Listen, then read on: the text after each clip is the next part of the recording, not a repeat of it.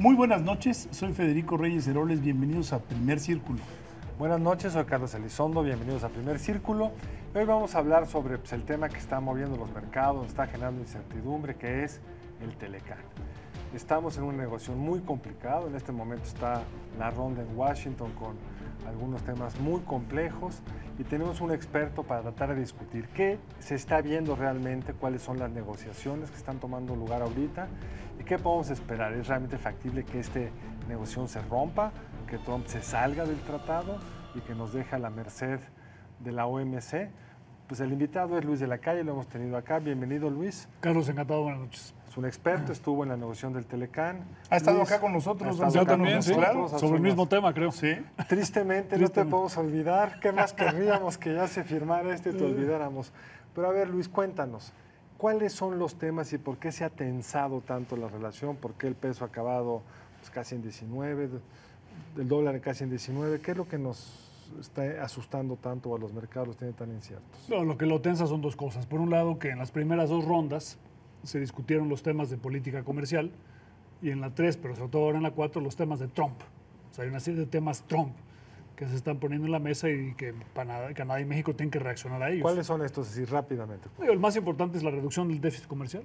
O sea, como objetivo de política. Como objetivo. Que en la vida nadie ha puesto eso en un tratado de libre comercio. Eso no existe, en una negociación. En un tratado de libre comercio, pero bueno, ese es el objetivo de Donald Trump. El contenido de estadounidense en las reglas de origen.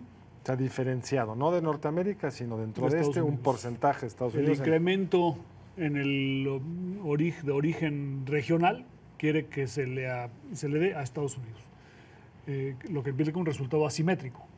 Los mecanismos de solución de controversias que o no apliquen o sean voluntarios, o sea, como si fueran recomendaciones, ya no sean obligatorios. Como la Comisión de Derechos Humanos. Casi como la Comisión de Derechos Humanos y tantas comisiones. En México podemos exportarla toda la metodología para esto. Muy bien eso. Estaremos encantados nosotros.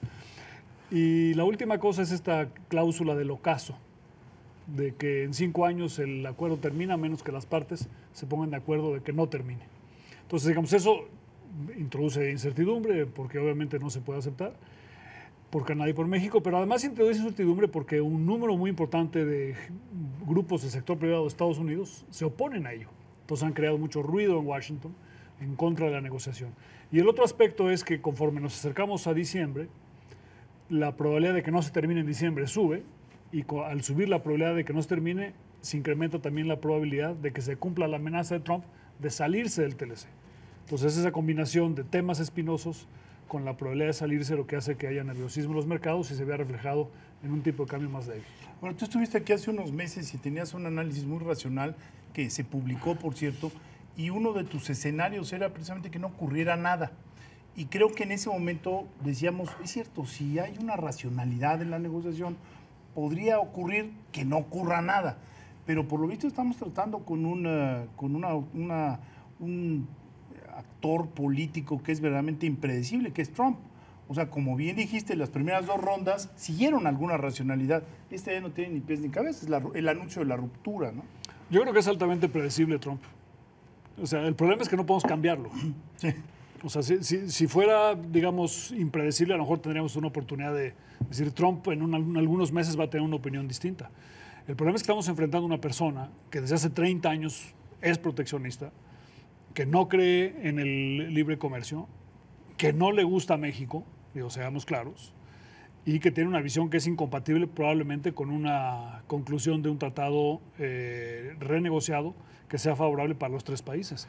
Que no cree en lo multilateral, que cree en lo bilateral. Él cree, claro. no, es peor, es unilateral. Sí, es o sea, Trump es un unilateralista. Yo te impongo a ti. Yo te impongo a ti. O sea, no es un aislacionista, es unilateralista. Él quisiera que el mundo jugara conforme a su música y a sus deseos, ¿no? Ese es el gran problema de Donald Trump. Entonces, hay todavía una probabilidad no chica de que no pase nada. O sea, que al final del día no nos podamos poner de acuerdo y no se acabe saliendo del TLC. Sí existe esa posibilidad. Que las políticas estas que está proponiendo Trump no las acordemos, se atasque la negociación, no lleguemos a un acuerdo y Trump no cumpla con la promesa de salirse. Correcto. Esa es una posibilidad que no es la pequeña. Que es más importante ahora. No, difícil es la más estimar. lógica, ¿no? Digamos, pero, la más lógica, viste el desarrollo de las cosas. ¿Y por qué Trump no daría el manotazo? ¿Cuáles serían las razones para...? México y Canadá no deben dar el manotazo. Pero, ¿y Trump? ¿Por qué no va? ¿Por qué es complicado ¿Por para qué no él decir, cumpliría con sí? su amenaza? Porque el costo para Estados Unidos es altísimo. O sea, yo ¿No creo lo que hay puedes explicar? o sea, yo creo que hay un 70% de probabilidad que a la hora de la hora no se atreva a salir. ¿Cuáles son esos costos? Bueno, tiene un costo con su Congreso, que es el más importante. ¿Él puede salirse solito? Hay una discusión, hay una discusión muy importante sobre ello. En la Constitución de Estados Unidos es muy clara de que las facultades son del Congreso en materia de impuestos y en materia de comercio exterior, pero están delegadas al Ejecutivo. Entonces la pregunta es si la delegación de autoridad es suficiente. Si Trump invocara el artículo 2205 para salirse, es posible que hubiera un caso en Estados Unidos que terminaría probablemente en la Suprema Corte. Y el éxito de ese caso dependería en mucho de la reacción que tenga el Congreso de Estados Unidos. Si el Congreso de Estados Unidos es parte, o sea, él trae el caso a la Corte y lo defiende vigorosamente, la Suprema Corte confirmaría la lectura de la Constitución. Entonces ese sería el primer costo, pero no es el único. Ahora, hay incluso una discusión previa que es, se puede salir del tratado y hay una ley que marca cuáles son los aranceles que rigen en la relación entre los tres países. Ese es otro punto muy importante. Esa ley quedaría vigente aunque te salgas del tratado, que es un acto del Congreso que el presidente no puede borrar solito. En Estados Unidos el TLC es una ley federal y la ley federal solamente la puede cambiar el Congreso. Entonces ese es uno de los argumentos para decir, en el fondo, no puede cambiarlo. Pero hay un debate incluso sobre eso, ¿no? Ahora, hay otros costos, ¿no?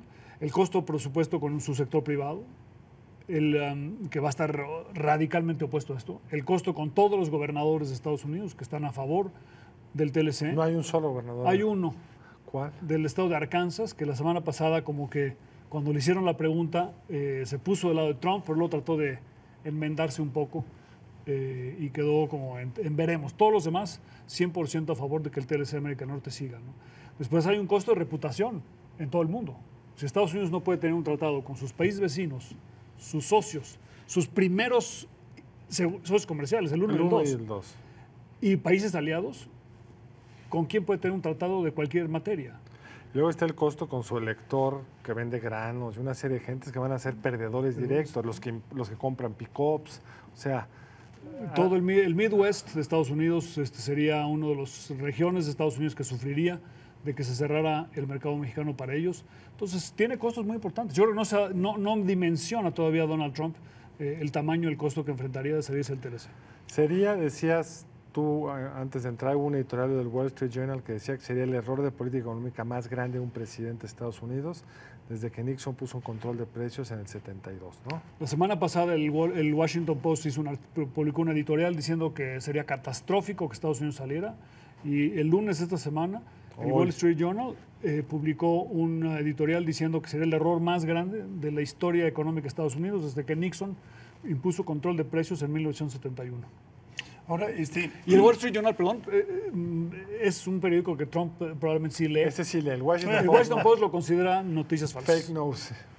Ahora, creo que ya empezamos los mexicanos a hablar de hasta dónde estamos realmente prendidos del TLC. Entonces, el otro día el secretario de Hacienda hizo una declaración que a muchos nos sorprendió, pero que parece que es real, en el sentido de que 51% de nuestras exportaciones a Estados Unidos no pasan por el TLC. Y así podrías seguir encontrando todo ese territorio que está por conquistar, reconquistar o revisitar, porque a lo mejor está ahí y no lo vemos. ¿Cómo ves esa alternativa? Estados Unidos tiene aranceles de nación más favorecida, que son los que le cobra a los países miembros de la OMC, que son muy bajos. En promedio para México es 2%. Y ese 2% está constituido de muchos ceros, donde es irrelevante exportar a través del TLC, Claro. Y otros que sí, hay unos que son más altos, ¿no? Entonces, un porcentaje importante del comercio se hace hoy en día a través del OMC. Entonces, México y Estados Unidos, si el TLC se termina entre nosotros dos, tendríamos un comercio bajo reglas de OMC. México con aranceles más altos que los que tiene hoy en día Estados O Unidos. sea, México con protección más alta. Para Estados Unidos sería más difícil entrar a México que para nosotros. Y para Les costaría más, efectivamente. Ahora, los Estados Unidos están activamente minando, bueno, pasivamente realmente minando la OMC. No han nombrado o han rechazado los panelistas que se han sugerido para reemplazar a los que se han ido yendo por retiro, por la razón que sea. En el órgano de solución de diferencias. Exactamente. Y si para fin de este año que se retiran otros dos no nombran panelistas, se termina sin un mecanismo, o sea, se terminaría el mecanismo de solución de controversia de la OMC. O sea, por otro lado, están activamente minando la credibilidad de los organismos internacionales. ¿Tú crees que irían tan lejos como salirse del OMC? Yo no creo que el Congreso de Estados Unidos en el fondo deje al presidente Trump salirse del TLC y mucho menos del OMC. Pero bueno, es una posibilidad teórica, pero de muy baja probabilidad. El costo de salirse del OMC es incluso más alto que salirse del TLC de América del Norte. Ahora, tú siempre has hecho los cálculos de tiempo. Estamos aquí en octubre, rumbo a noviembre. Los dos países tienen elecciones. Conforme se acercan las elecciones para los dos, el asunto se pone más complicado. ¿Cómo ves ese análisis de tiempo? ¿A quién favorece, a quién perjudica? ¿Cómo está el asunto electoral? Yo creo que a México le favorece el tiempo, aunque quizá no al gobierno del presidente Peña Nieto. O sea, el presidente Peña Nieto y su gobierno tienen razón, desde su punto de vista, de tratar de solucionar este problema antes de que entremos al periodo electoral. Desde el punto de vista del país, a México le conviene ganar tiempo porque se antoja muy difícil que de aquí a diciembre podamos tener un acuerdo que sea benéfico para el país. Y nos quedan 2 minutos. Imaginémonos el escenario que nos salimos. ¿Cuál sería, a tu juicio, el costo para la economía mexicana? Hay un reporte que salió hoy que perdíamos 1 millón de empleos en automotriz o en los sectores más dependientes del Telecán. Desde el punto de vista inmediato del costo arancelario, ¿qué tan profundo es? Y luego está otro costo, el de la certidumbre, el de las reglas del juego. ¿Cómo explicarle al auditorio el costo real de salirnos del Telecán? El costo para México de lo que suceda sin TLC dependerá 90% de lo que hagamos nosotros y 10% de lo que hagamos con Estados Unidos. A ver. Si México, hay que recordar que el TLC América del Norte tenía como objetivo originario abrir la economía mexicana. Si nosotros interpretamos la salida del TLC como que hay que regresar al modelo de los años 70 y tener una economía cerrada, protegida, de clientelar, de capitalismo y con pinches, México acabará perdiendo como perdió Argentina y ha perdido Brasil.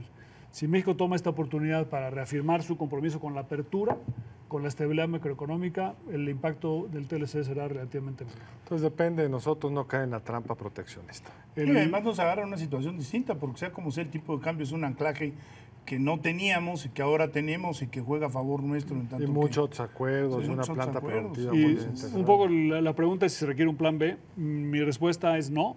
Lo que necesitamos es hacer el plan A, que es modernizar la economía mexicana, tener una economía abierta y estable.